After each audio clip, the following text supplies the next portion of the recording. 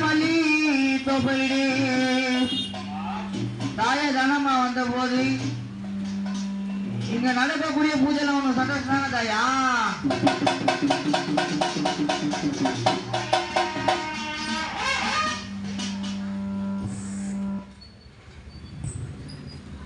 அம்மா கண்ணிகள்ல